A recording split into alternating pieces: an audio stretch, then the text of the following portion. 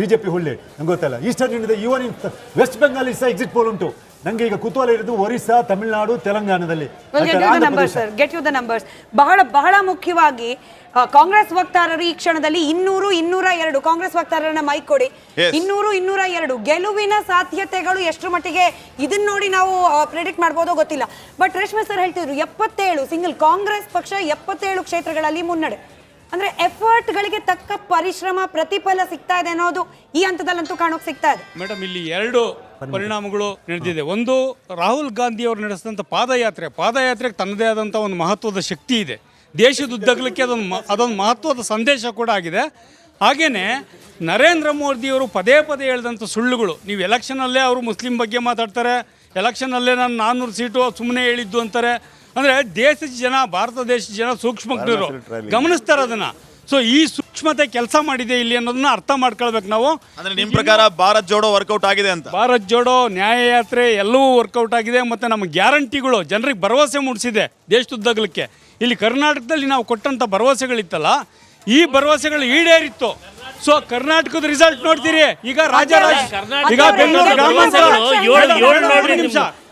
ಗ್ರಾಮಾಂತರ ರಿಸಲ್ಟ್ ನೋಡ್ತಿದ್ದೀರಿ. ಈಗ ರಾಜರಾಜೇಶ್ವರಿ ನಗರ ಮತ್ತೆ ಬೆಂಗಳೂರು ದಕ್ಷಿಣ ಕೌಂಟ್ ಆಗಿದೆ.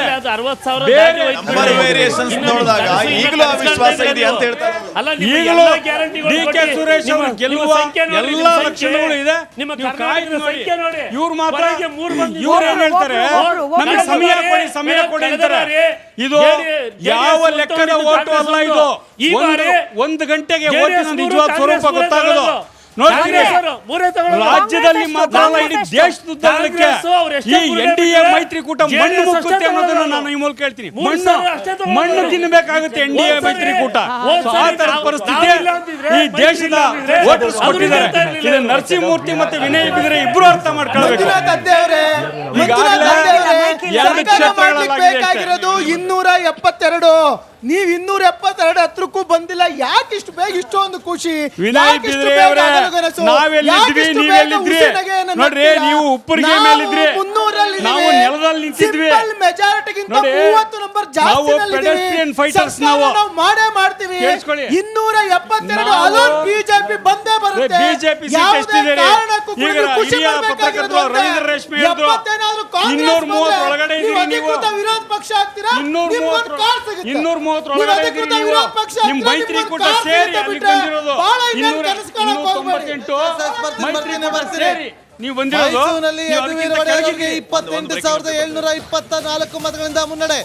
ಬಳ್ಳಾರಿಯಲ್ಲಿ ತುಕಾರಾಂಗೆ 34,425 ಮತಗಳಿಂದ ಮುನ್ನಡೆ.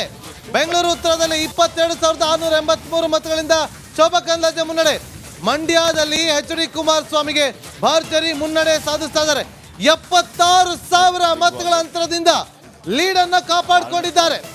76,000 ಮತಗಳ ಅಂತರದಿಂದ ಲೀಡನ್ನು ಕಾಪಾಡಿಕೊಂಡಿದ್ದಾರೆ. ಬೀದರ್ನಲ್ಲಿ ಸಾಗರ್ ಖಂಡ್ರೆ 11,376 ಮತಗಳಿಂದ ಮುನ್ನಡೆ. ಗಮನಿಸ್ತಾ ಇದ್ದೀರಿ ಈಗಾಗಲೇ. 20 ಕ್ಷೇತ್ರಗಳಲ್ಲಿ ಆಂಧ್ರ ಪ್ರದೇಶದಲ್ಲಿ NDA ಶಂಕರ್ ಶೆಟ್ಟಿ ಇದೊಂದು ಸ್ವಲ್ಪ ಆಡ್ ಆನ್ ಆಗ್ತಾ ಇದೆ ಅವರಿಗೆ. ಅದು ಆಡ್ ಆನ್ ಅಂದ್ರೆ ಅದು ಎಕ್ಸಿಟ್ ಪೋಲ್ ಅಲ್ಲಿ ಅಷ್ಟೇ ಕೊಟ್ಟಿದ್ರು. ಎಕ್ಸಿಟ್ ಪೋಲ್ ಅಲ್ಲಿ ನಿರೀಕ್ಷಿತ, ಇಲ್ಲಿ ಅನಿರೀಕ್ಷಿತ ಕಾಣ್ತಾ ಇರೋ ಉತ್ತರ ಪ್ರದೇಶ ಮಾತ್ರ. ಇವನ್ ನಾನು ನೋಡಿದೆ ಈಗ ಬಿಹಾರ್, ಮಹಾರಾಷ್ಟ್ರ ಎಲ್ಲ ಎಕ್ಸಿಟ್ ಪೋಲ್ ಹೇಳಿ ಅದೇನು. ರಾಜಸ್ಥಾನದಲ್ಲಿ 10 ಇಂಡಿ 10. ಇಂಡಿಯಾ 10 ಅಲ್ಲಿ ಸ್ವಲ್ಪ ಅಂದ್ರೆ ಅಲ್ಲಿ ಎಕ್ಸ್ಪೆಕ್ಟೆಡ್. ಯಾವ್ದಾದ್ರು ಸ್ಟೇಟ್ ಅಲ್ಲಿ ಬಿಜೆಪಿ ಕಳ್ಕೊಳ್ಳಿದ್ರೆ ಅದು ರಾಜಸ್ಥಾನ, ನಾರ್ತ್ ಇಂಡಿಯಾ ಅಂತ ಇತ್ತು. ರಾಜಸ್ಥಾನ ಹರಿಯಾಣ ಅಂತ ಇತ್ತು. ಅದು ಕೂಡ ಕರೆಕ್ಟ್ ಉಂಟು. Except exit poll all states are correct except UP. Vasundhara ವಿಧಾನಸಭಾ ಚುನಾವಣೆಯಲ್ಲಿ ಅವಮಾನವನ್ನು ಅನುಭವಿಸಿದ್ರು. ಆ ಅವಮಾನದ ಪರಿಣಾಮವನ್ನು ಇವತ್ತು ಮೋದಿ ಅವರು ಶ್ರೀಪಾದ್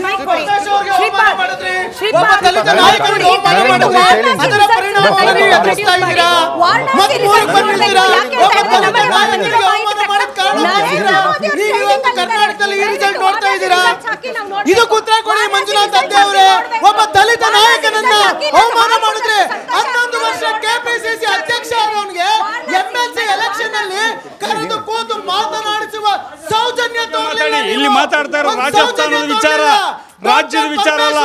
ರಾಜ್ಯದ ಬಿಜೆಪಿ ಅವರು ಯಾವಾಗ ಏನ್ ಮಾತಾಡ್ಬೇಕು ಅಂತ ನಿಮಗೆ ಕಾಮನ್ ಸೆನ್ಸೇ ಇಲ್ಲ. ನಿಮಗೆ ಕಾಮನ್ ಸೆನ್ಸ್ ಇಲ್ಲ. ನಿಮಗೆ ಕಾಮನ್ ಸೆನ್ಸ್ ಇಲ್ಲ. ಬಿಜೆಪಿ ಅವರು ಯಾವಾಗ ಏನ್ ಮಾತಾಡ್ಬೇಕು ಅಂತ. ರಾಜಸ್ಥಾನದ ವಿಚಾರ ಮಾತಾಡುವಾಗ ನೀವು ಕರ್ನಾಟಕದ ವಿಚಾರಕ್ಕೆ ಬರ್ತೀರಿ.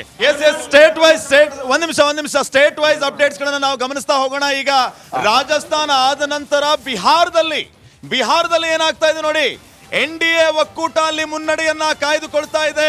ನಾವು ಗಮನಿಸ್ತಾ ಇರುವಂತಹ ವಿಚಾರ ರಾಜಸ್ಥಾನದಲ್ಲಿ ಆಗ್ತಾ ಇರುವಂತಹ ವೇರಿಯೇಷನ್ ಗಳ ಬಗ್ಗೆ ಮಾತಾಡ್ತಾ ಇದ್ವಿ. ಈಗ ಬಿಹಾರದ ವಿಚಾರಕ್ಕೆ ಬಂದ್ರೆ ಬಿಹಾರದಲ್ಲಿ ಮಹಾರಾಷ್ಟ್ರದಲ್ಲಿ ಒಕ್ಕೂಟ ಲೀಡ್ ಅನ್ನ ಕಾಪಾಡ್ಕೊಳ್ತದೆ. ಮಹಾರಾಷ್ಟ್ರ Yes. ಬಹಳ ಇಂಪಾರ್ಟೆಂಟ್. ಎಕ್ಸಿಟ್ ಪೋಲ್ ನಲ್ಲೂ ಕೂಡ ಇಂತಹ ಒಂದು ನಂಬರ್ ಗಳನ್ನ ಎಕ್ಸ್ಪೆಕ್ಟ್ ಮಾಡಿದ್ರು. ಮೊನ್ನೆ ಕೂಡ ಪ್ರತಿಯೊಬ್ಬ ರಾಜಕೀಯ ವಿಶ್ಲೇಷಕರು ಕೂಡ ಇದನ್ನ ಎಕ್ಸ್ಪೆಕ್ಟ್ ಮಾಡ್ತಾ ಇದ್ರು. ಮಹಾರಾಷ್ಟ್ರದಲ್ಲಿ ಈ ಬಾರಿ ಅಚ್ಚರಿಯ ಫಲಿತಾಂಶ ಹೊರ ಬೀಳುತ್ತೆ ಅಂತೇಳಿ ಪ್ರತಿಯೊಬ್ರು ಕೂಡ ಗೆಸ್ ಮಾಡ್ತಾ ಇದ್ರು. ಅದೇ ರೀತಿಯಲ್ಲೂ ಕೂಡ